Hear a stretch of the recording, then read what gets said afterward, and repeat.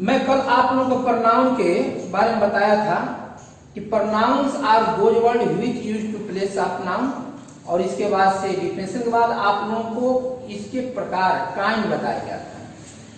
तो फर्स्ट हमने पढ़ाया था आप लोगों को पर्सनल प्रनाउन, सेकेंड पढ़ाए थे आप लोगों को डिस्ट्रीब्यूटिव प्रनाउन, और उसके बाद से पढ़ाए थे आप लोगों को रेसिप्रोकल प्रनाउन, और आज हम पढ़ाने आप लोगों को जा रहे हैं reflexive pronoun. Reflexive pronoun, reflexive में होता है अपने आप को स्वयं तो रिफ्लेक्सिव प्रनाउन इसका हम जो डिफाइन कर सकते हैं, reflexive pronoun shows the receiver of an action, it also convey emphasis, यानी ये अपने आप पर दबाव बनाता है। जैसे मैं कहता हूं वो अपने आप को घायल कर लिया, मैं अपने आप पढ़ना सीखा, तो अपने आप क्या कर रहा है, वो एक इम्फेसिस यानी ताकत और अपने पर दबाव बनाया जा रहा है, मैंने खुद काम किया। तो ऐसे बात आए तुमको जानना चाहिए, सेंटेंस अगर ऐसे आते हैं तो मुझे रिफ्लेक्सिव प्रनाउन है। और जैसे मान लीजिए उन्होंने अपने आप को चोट पहुंचाया, दे हर्ट देमसेल्फ, उसने अपने आप को बर्बाद कर दिया, सी रूइंड हरसेल्फ। और भी एग्जांपल आपको दे सकता हूं, जैसे मान लीजिए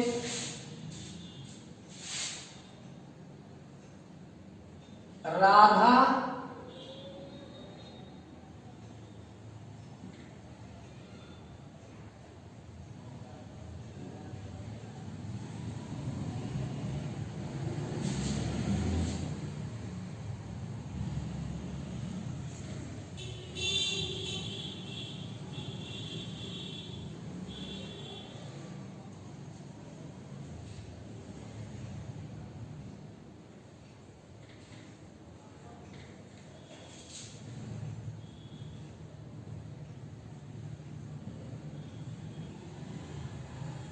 करती है, तो राधा स्त्री है,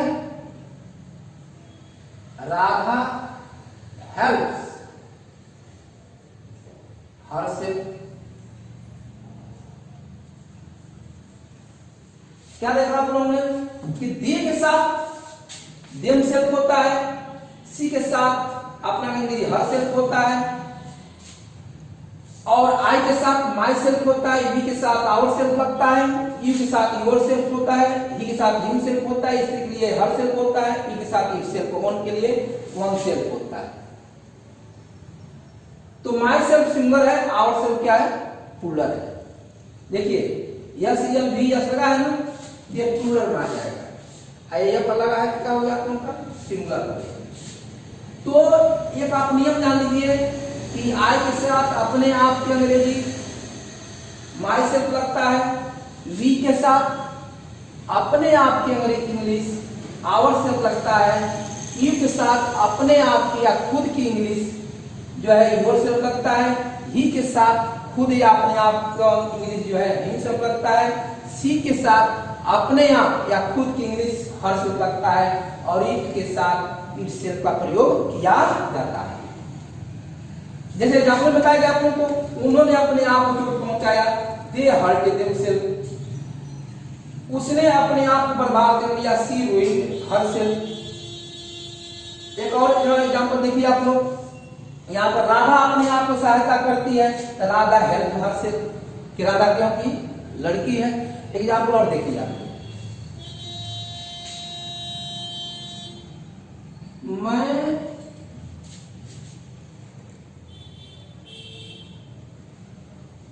अपने आप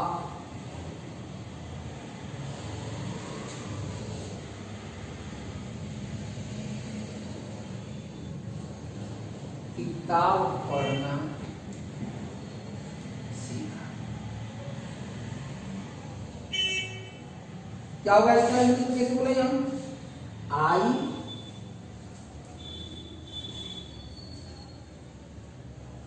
लर्न टू रीड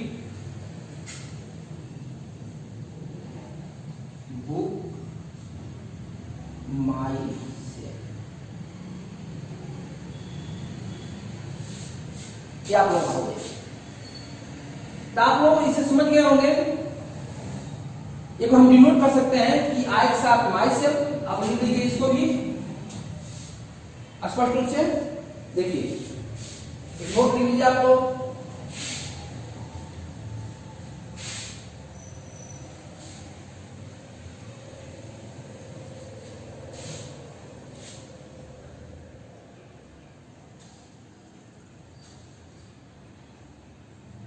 आई के साथ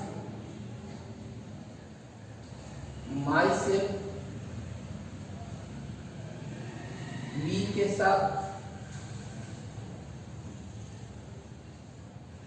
आवर सेल्फ, यू के साथ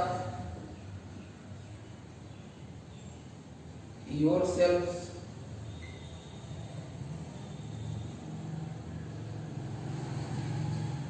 ही के साथ himself,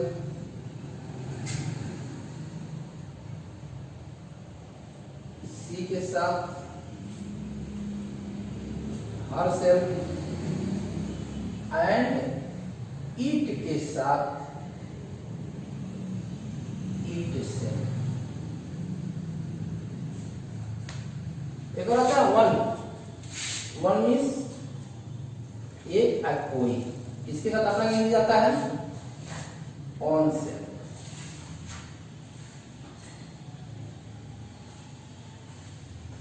एक ये भी आता है और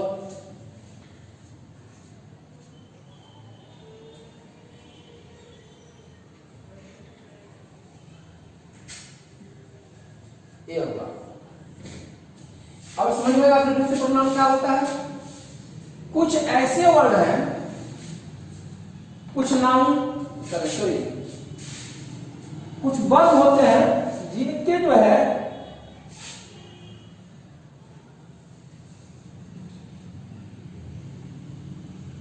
बाद जो है उनके साथ जरूर जो है रिफ्लेक्सिव प्रोनाउन का प्रयोग करना चाहिए।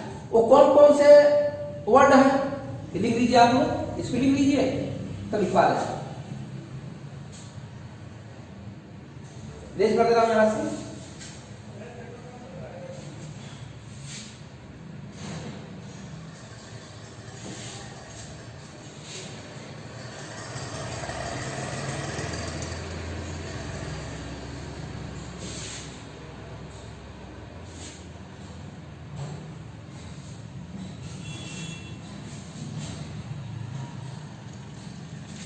नोट लिख लीजिए आप लोग।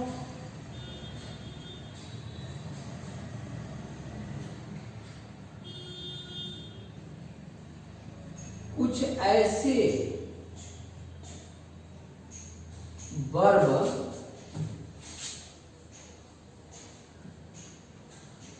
होते हैं जिनके बाद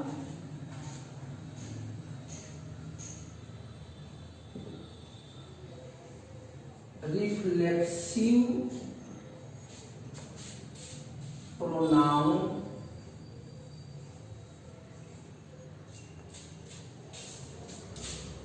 का यूज करना चाहिए। पहला है एब्सेंट, सेकेंड है प्रेजेंट, थर्ड है इंट्रोड्यूस,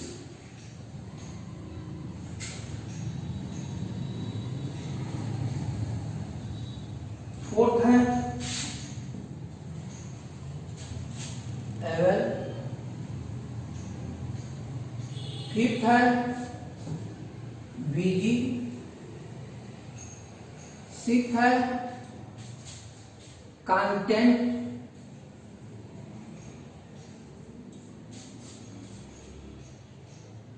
सेवंथ है प्राइड, एट है इंजॉय।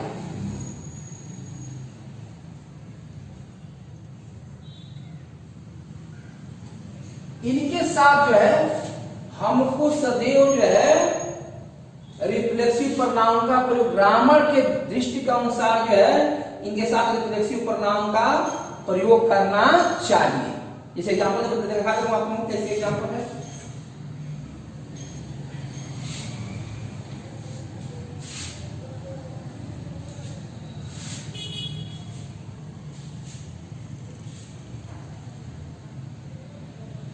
वह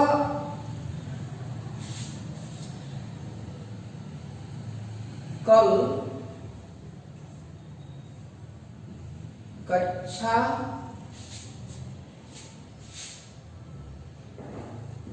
में अनुपस्थित थी, अनुपस्थित हो गई।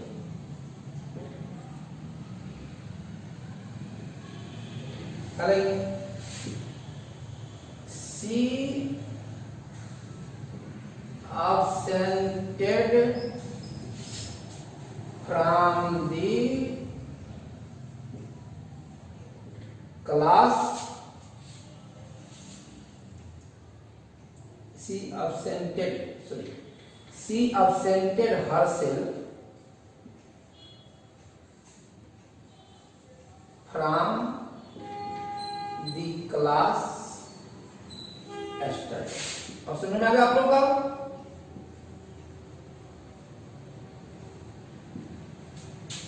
देखिए सी आ रहा है, अपने आप ने लिखा है तो अनुपस्थित हो गई, इसलिए सी के साथ यहाँ एब्सेंट आया, इसलिए यहाँ पर हर शब्द का प्रयोग किया गया। एक और एग्जाम्पल देखिए,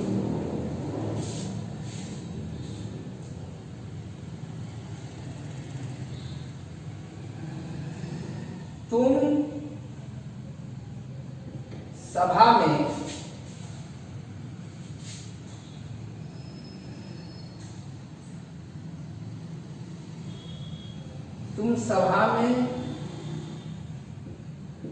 अपने आप को उपस्थित कर लिए। अपने आप उपस्थित हो गए, क्या करें? क्या लिख सकते हैं सूत्र से इसका? You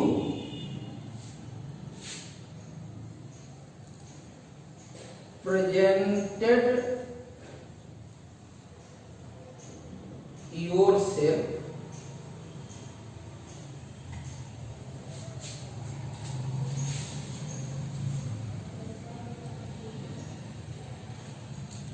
in the meeting.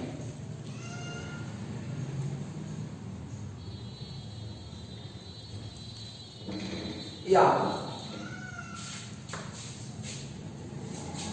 अगला, अब यहाँ पर रिफ्लेक्सिव प्रोनाउन आप लोगों को समझ में आ गया होगा कि रिफ्लेक्सिव प्रोनाउन कहाँ यूज किया जाता है, कहाँ नहीं।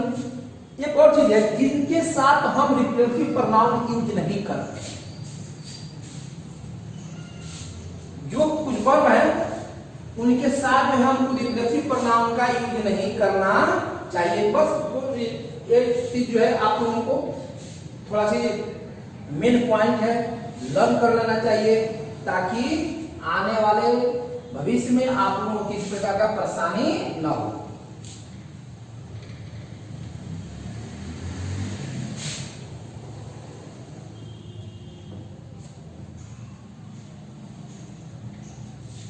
कुछ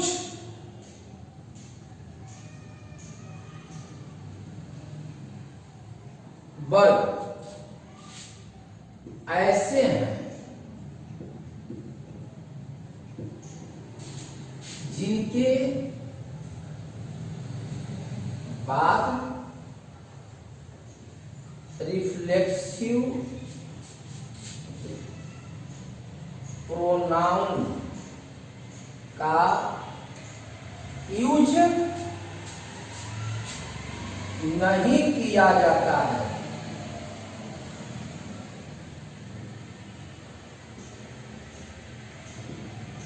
पहला हो गया ओपन। सेकंड हो गया सेल।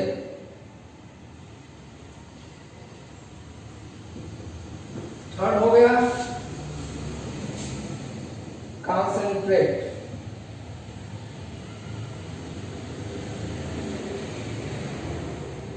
फोर्थ हो गया फिल।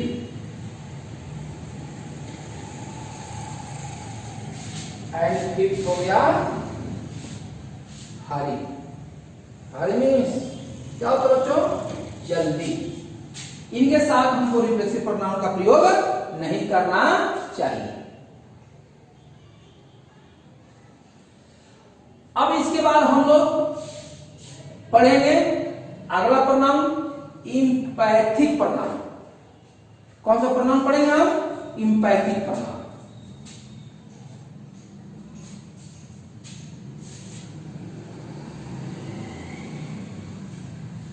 इंपैथिक प्रोनाउन देखा जाए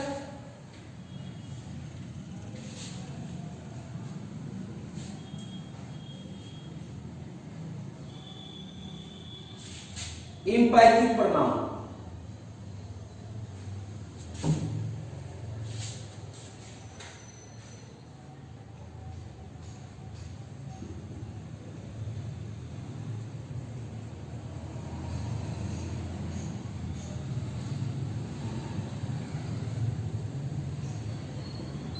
इंपैथिक प्रोनाउन जैसे रिफ्लेक्सिव प्रोनाउन है ठीक उसी प्रकार से इनका भी प्रयोग किया है। ये भी वो भी है, लेकिन दोनों में डिफरेंस क्या है? आप देखे होंगे रिफ्लेक्सिव प्रोनाउन जो प्रयोग हुआ था वो ऑब्जेक्ट के रूप में प्रयोग किया गया था। ऑब्जेक्ट के रूप में रिफ्लेक्सिव प्रोनाउन का प्रयोग जो है यूज जो है ऑब्जेक्ट के रूप में किया गया था। लेकिन जब इंपैथिक होता है दबाव प्रभाव अधिक प्रभावशाली बनाना हो, किसी सब्जेक्ट को अधिक शक्तिशाली बनाना हो, तो वहां पर जो है इंपैथिक प्रोनाउन का प्रयोग करना चाहिए। वर्ड तो वही रहेगा, यानी सब्जेक्ट के बाद तुरंत उसका प्रयोग कर दिया जाए तो अधिक प्रभावशाली अधिक इंप्रेसिव बन जाएगा। इसलिए इसको इंपैथिक प्रोनाउन कहा गया है। ये भी वही है क्या अभी लिखा गया था myself, our self,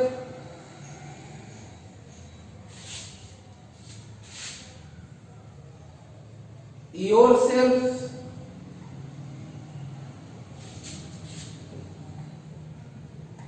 himself,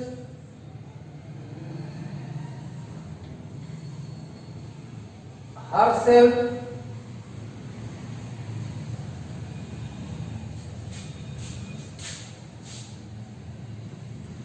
itself,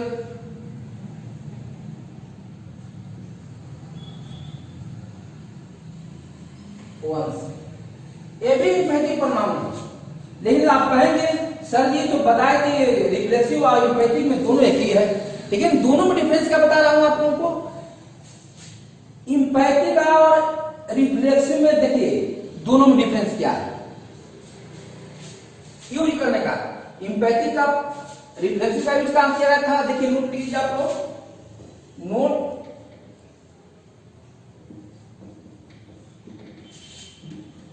reflexive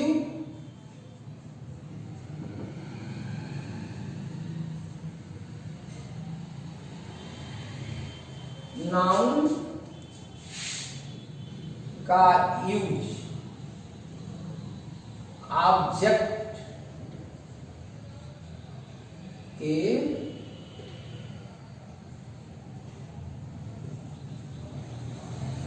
रूप में किया जाता है।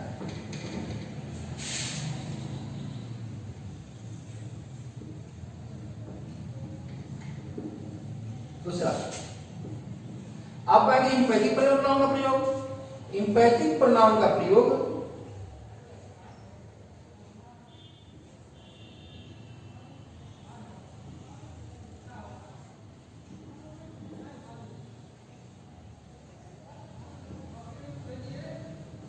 का यूज सब्जेक्ट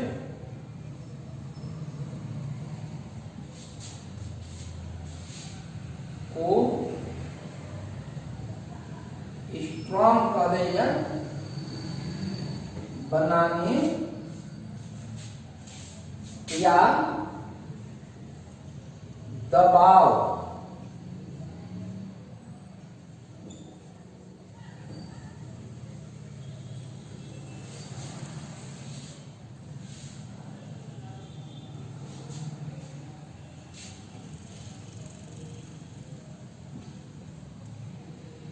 रूप में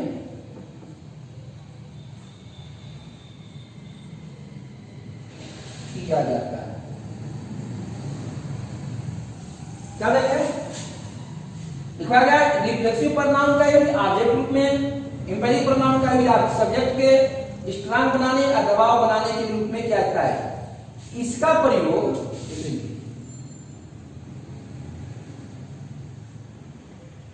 इसका use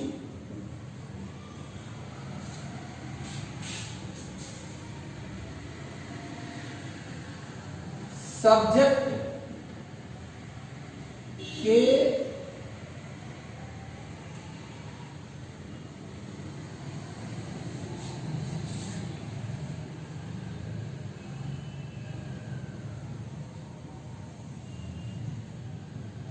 just after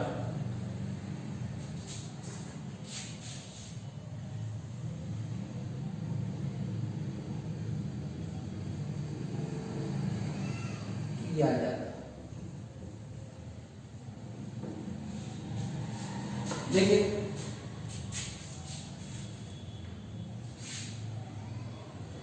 just after किया जाता है। तो अब क्या देखिए आप लोग आखिर जब इनका प्रयोग कैसे हम हल करें, कैसे इसे सॉल्व करें, कैसे समझें हम, तो इसको आप लोग एग्जाम्पल देता हूं। देखिए याद कर लीजिएगा कि इंपैक्टिक और रिफ्लेक्सिव प्रोनाउन एक ही है, लेकिन रिफ्लेक्सिव प्रोनाउन का यूज ऑब्जेक्ट रूप में किया जाता है और इंपैथिक प्रोनाउन का यूज जो है सब्जेक्ट के तुरंत बाद किया जाता है, यानी सब्जेक्ट को प्रभावशाली बनाने के लिए किया जाता है। एग्जाम्पल देखिए,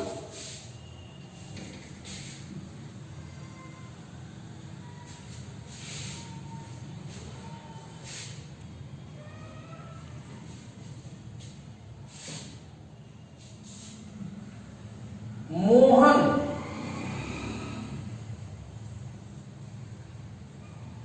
स्वयं यहां आया। क्या लिखेंगे? मोहन थर्ड पर्सन नाम है, क्या लगाएंगे हम? हिमसेल्फ। मोहन हिमसेल्फ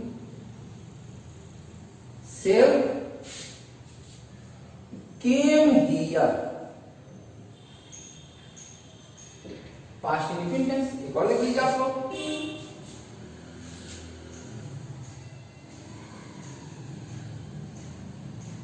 वह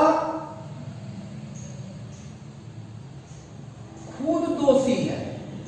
कहते हैं ना, आप लोग बोलते हैं खुद दोषी है। क्या होगा? ही भी लगा सकते हैं, ही हिमसेल्फ। देखिए he himself is guilty। हो गया? अब परेशानी आप लोगों को समझ नहीं हो गया आप लोग कि इंपैथिक प्रोनाउन क्या है। इसके बाद से इंपैथिक प्रोनाउन को आप लोग पढ़े कि इंपैथिक प्रोनाउन और रिफ्लेक्सिव प्रोनाउन दोनों में डिफरेंस क्या देखिए आप लोग। रिफ्लेक्सिव प्रोनाउन क्या ये सब ऑब्जेक्ट रूप में क्या होता है, और इंपैथिक प्रोनाउन को जोरदार यानी दबाव के लिए उसका सब्जेक्ट के जस्ट बाद किया जाता है। जैसे मोहन स्वयं यहाँ आया, मोहन हिमसेल्फ कम हियर, वह खुद दोषी है, ही हिमसेल्फ इज गिल्टी। मैंने एक और देखिए, एक और देखिए, मैं स्वयं यह किताब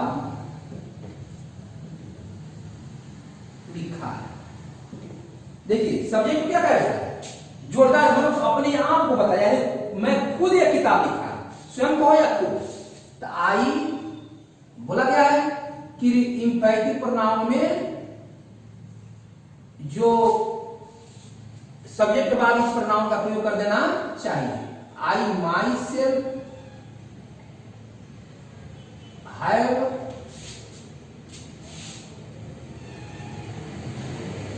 रिटेन दिस बुक। क्या एग्जाम्पल वगैरह हो गया। अब इसके बाद से हम लोग इंफैटिक प्रोनाउन के बाद से हम पढ़ेंगे डिमोस्ट्रेटिव प्रोनाउन। क्या पढ़ेंगे हम? Demonstrative pronoun. लिख सकते हैं आप आराम से इसको। अब बच्चों आप लोगों को मैं डिमोस्ट्रेटिव प्रोनाउन के बारे में बताने जा रहा हूं। डिमोस्ट्रेटिव प्रोनाउन का अर्थ होता है संकेतवाचक सर्वनाम।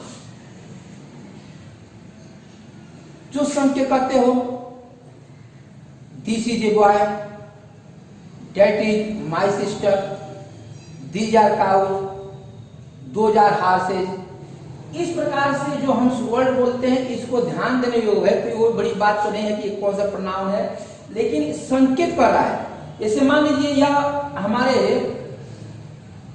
हाथ में मार्कर है तो कह सकते हैं दिस इज, क्योंकि पास में है। यही मार्कर यदि मान लीजिए यहां हम दूर रख दे तो कह सकते हैं अगर आप जहां बैठे हैं वहां वो दैट लीजिए मार्कर, कहीं नहीं कहेंगे।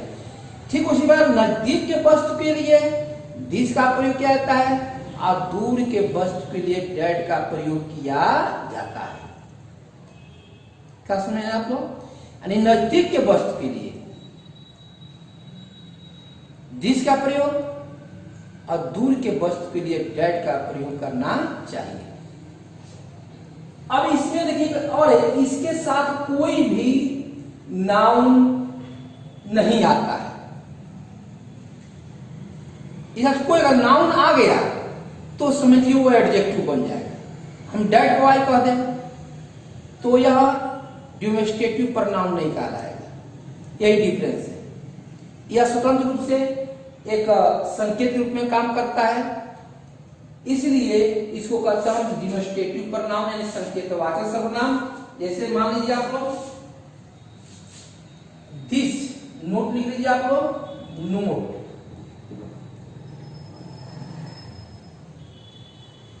दिस का यूज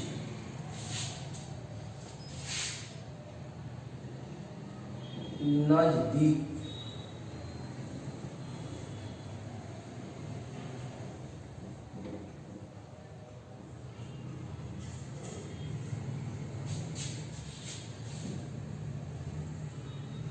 के वस्तु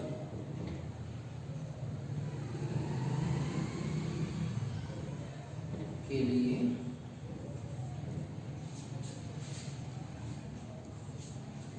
किया जाता है। जिसका यूज नजदीक के वस्तु के लिए किया जाता है।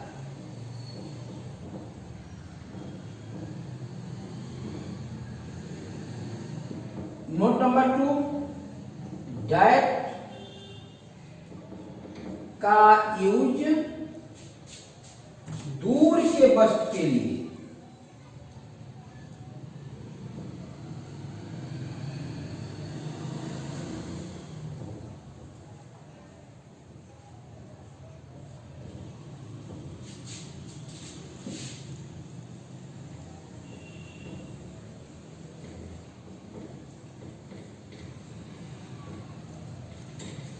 किया जाता है। एक और नोट कीजिए आप लोग, दिस का प्लूरल दीज होता है।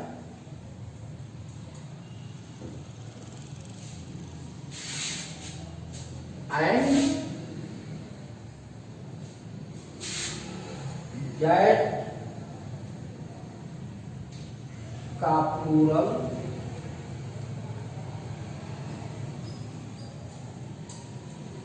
दोज होता है।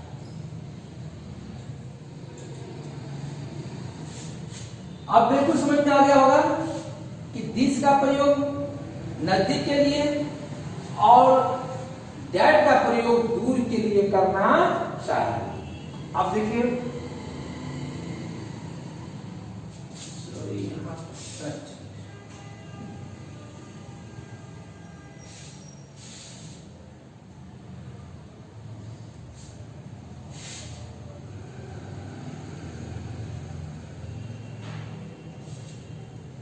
अब एग्जाम्पल देखा जाए इसका।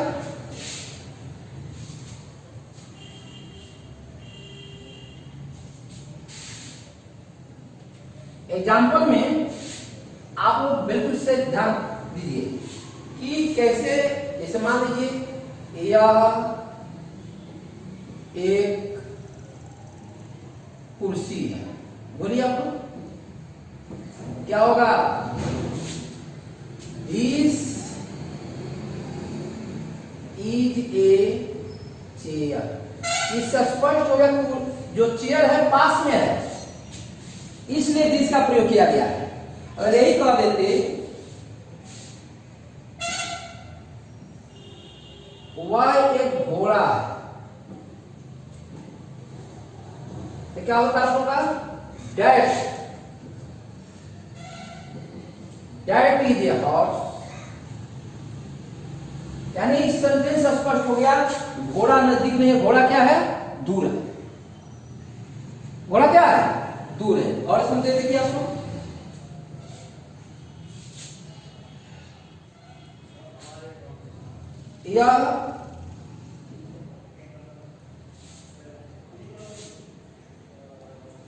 यह सब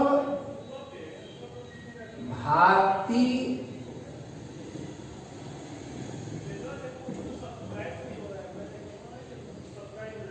रेडियो क्या होगा?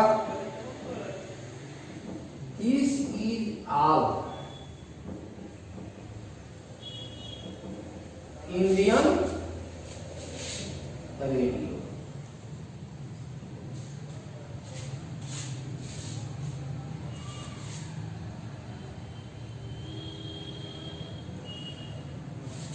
तो इस प्रकार से हम इसको कह सकते हैं कि दिस का प्रयोग नजदीक के वस्तु के लिए और दैट का प्रयोग दूर के वस्तु के लिए किया जाता है। फॉर एग्जाम्पल देखिए,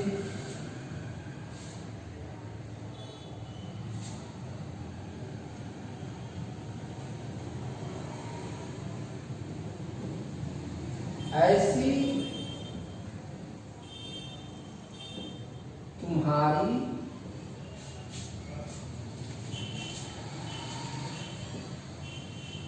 गलती है कि कोई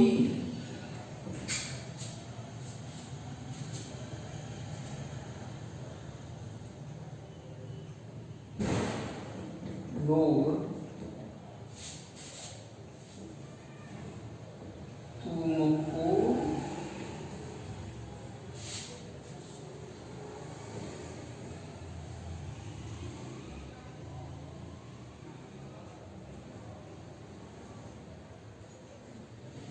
तुमको माफ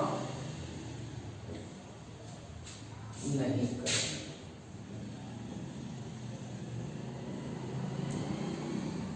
ऐसी तुम्हारी गलती कोई लोग तुमको माफ नहीं करेंगे। Such is your mistake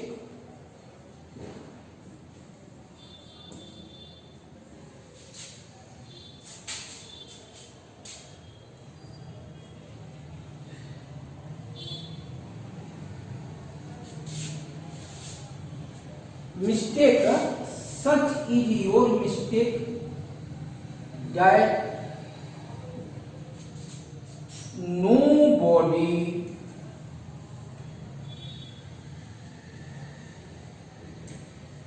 will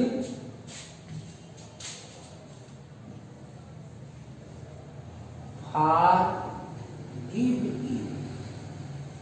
ठीक है, अब आपको एग्जाम्पल्स पूरा स्पष्ट हो गए होंगे कि इस प्रकार से उनको प्रयोग करना चाहिए। कोई प्रॉब्लम अब आप लोगों को? अब इसके बाद जो है हम पढ़ने जा रहे हैं indefinite pronoun.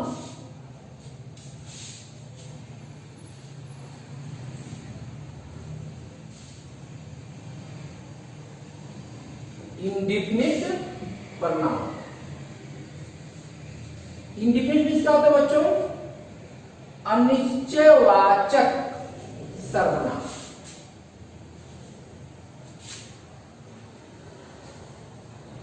Indefinite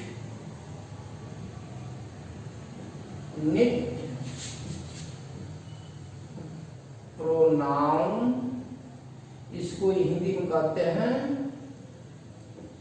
अनिश्चयवाचक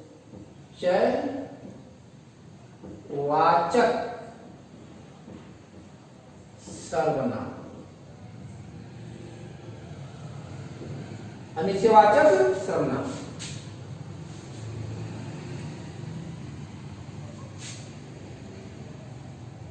indefinite pronoun वे प्रोनाउन होते हैं जो किसी निश्चित व्यक्ति या वस्तु के लिए प्रयोग नहीं किए जाते हैं।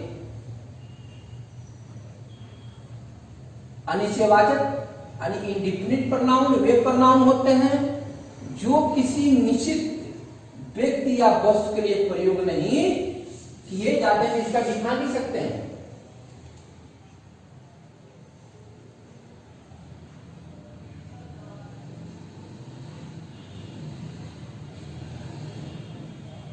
I am indefinite pronoun which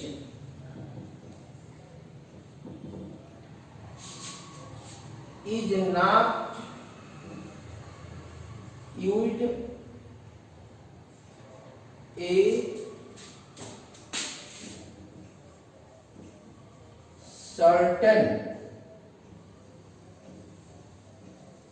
person or things। Indefinite pronoun way pronoun होते हैं जो किसी निश्चित व्यक्ति या वस्तु के लिए प्रयोग नहीं किए जाते हैं, उसे क्या कहते हैं? Indefinite pronoun. ये कहेंगे ये कौन सा प्रोनाउन होता है? अभी जो सब प्रोनाउन पढ़े आप लोग, सिंपल प्रोनाउन पढ़े आप लोग, ये बता दिए कौन से प्रोनाउन कहते हैं किस वर्ड को।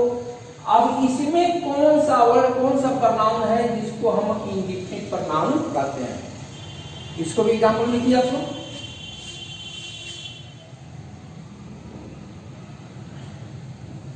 Everybody,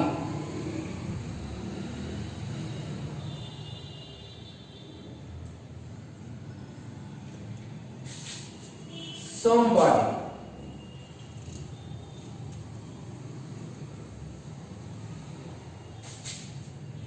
nobody,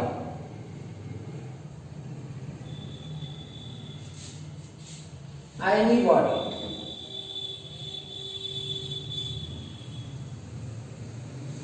everyone,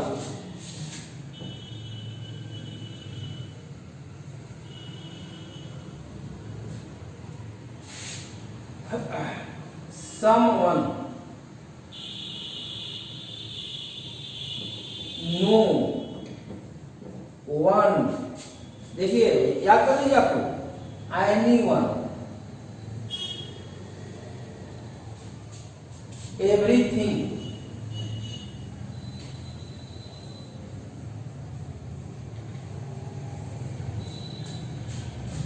everything, something,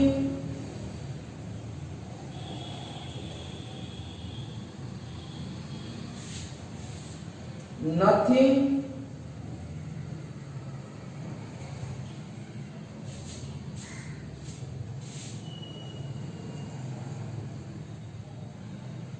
anything। यह आपके अनिश्चयवाचक सर्वनाम है। इनका कैसे कैसे प्रयोग किया जाता है, कहाँ लगाएंगे, कैसे यूज करते हैं, किसको सिंगुलर कहते हैं, किसको प्लूरल कहते हैं, इसको आप लोग समझ लीजिए पहले। तो पहला है कि जो लिखवाया गया है everybody, somebody, nobody, anybody, everyone, someone, no one, anyone, everything, something, nothing, anything. देख रहे हैं ना, ये सब इनको कहते हैं हम सिंगुलर नंबर। और भी इसमें देखिए आल,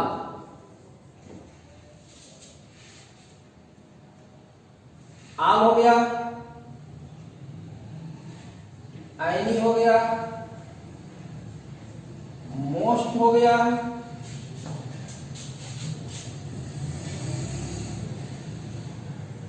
इनफ हो गया,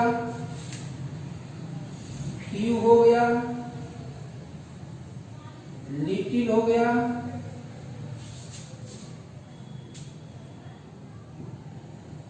मैनी हो गया, मच हो गया और वन। देखिए इसमें कुछ सिंगल है, कुछ प्लूरल है। अब समझ में आ गया आप लोग? इतने परिणाम, इतने जो वर्ड दिए हैं, समबॉडी मींस, एवरीबॉडी मींस प्रत्येक लोग, समबॉडी मींस कुछ लोग, नोबडी कोई लोग नहीं, इसका भी कोई होता है, एवरीवन प्रत्येक, सम मींस कुछ, नो मींस कोई नहीं, वन मींस कोई, एनीवन मींस कोई भी, एवरीथिंग मींस प्रत्येक चीज, समथिंग कुछ चीज, नथिंग कुछ भी नहीं, एनीथिंग मींस कोई चीज, ऑल मींस सब, एनी मींस कोई, मोस्ट मींस अधिकांशतः, इनफ मींस पर्याप्त, फ्यू मींस कुछ, लिटिल मींस थोड़ा, मैनी मींस बहुत, मच मींस अधिक, वन मींस एक या कोई। इस प्रकार से जो ये वर्ड लिखा गया है, ये सब क्या कहलाते हैं? इंडेफिनिट प्रनाउन कहलाते हैं। क्या कहलाते हैं ये? इंडेफिनिट प्रनाउन कहलाते हैं।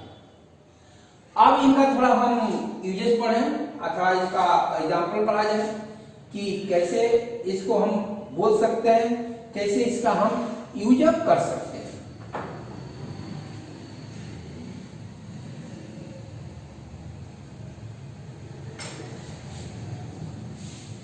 देखिए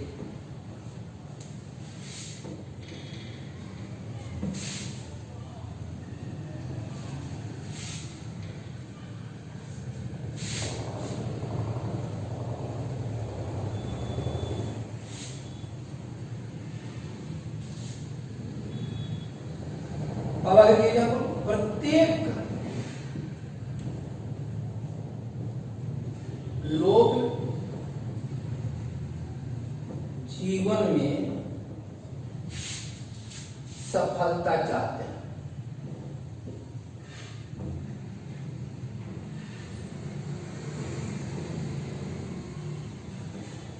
क्या होगा? Everybody,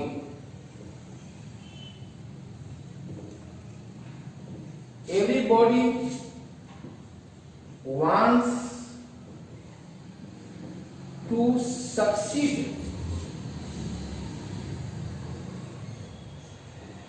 in life.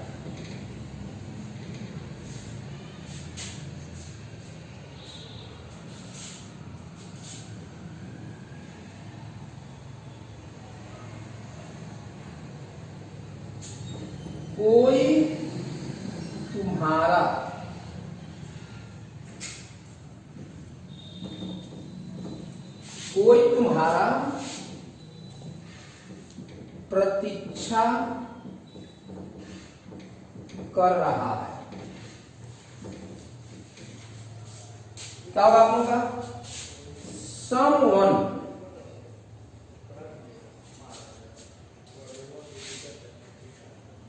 is waiting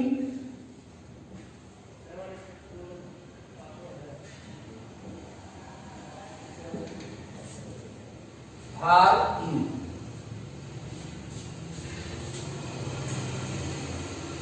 Waiting for you. ये कहते कुछ भी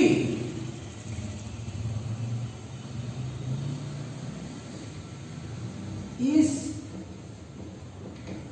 संसार में असंभव नहीं है।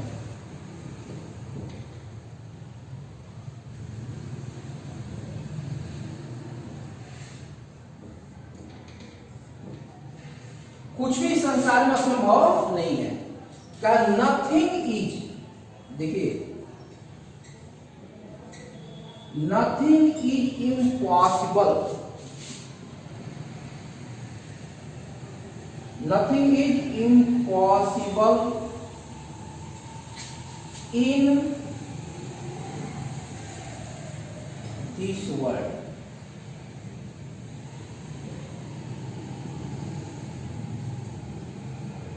क्या देखे आप लोग, देखिए ये भी प्रनाउन है, ये भी प्रनाउन है, ये भी प्रनाउन है। आगे कितना अच्छा सेंटेंस बना है। प्रत्येक लोग जीवन में सफलता चाहते हैं, everybody wants to succeed in life. कोई तुम्हारा प्रतीक्षा कर रहा है, someone is waiting for you. कुछ भी इस संसार में असंभव नहीं है, nothing is impossible in this world. तो क्या देखिए आप लोग, ये सब क्या है, हमारा प्रोनाउन है, यानी इस प्रोनाउन को क्या कहते हैं, इंडेफिनिट प्रोनाउन के नाम से जाना जाता है। दो चार और प्रयोग देख लीजिए आप लोग।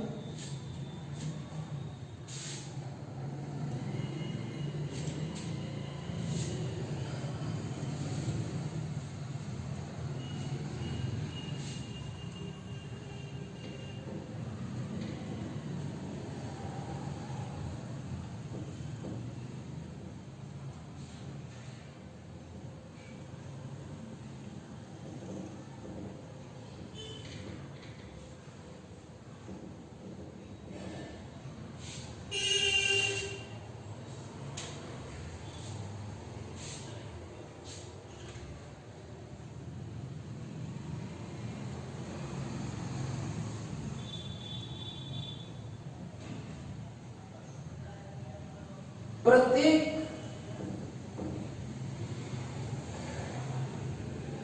चीज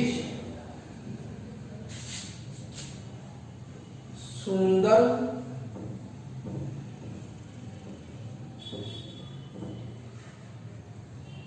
दिखाई देती है। प्रत्येक चीज सुंदर, एवरीथिंग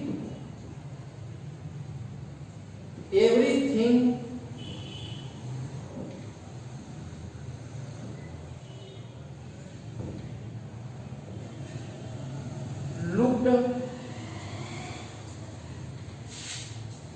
beautiful।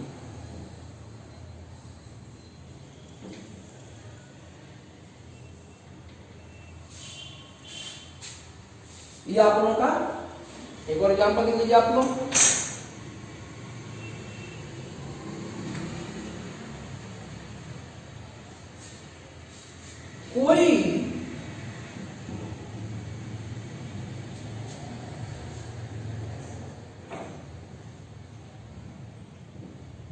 कोई इस कार्य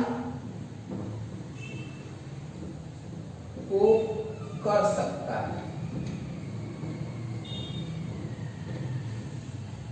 कैसे करेंगे आप लोग, कोई कार्य any one can do this work.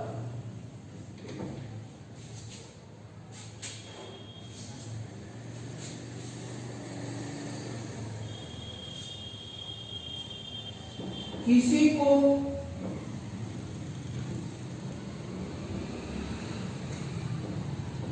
अपने देश से प्रेम करना चाहिए। कैसे बनाएंगे इसको, किसी one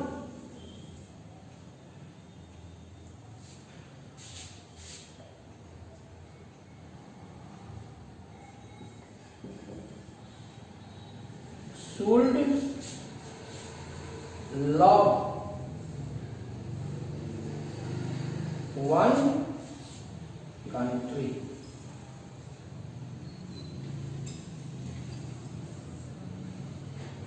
thank you.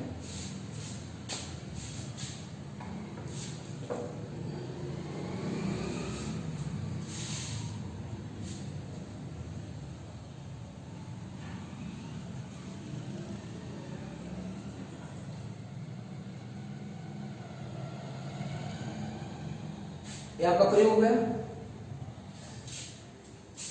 Thank you. आप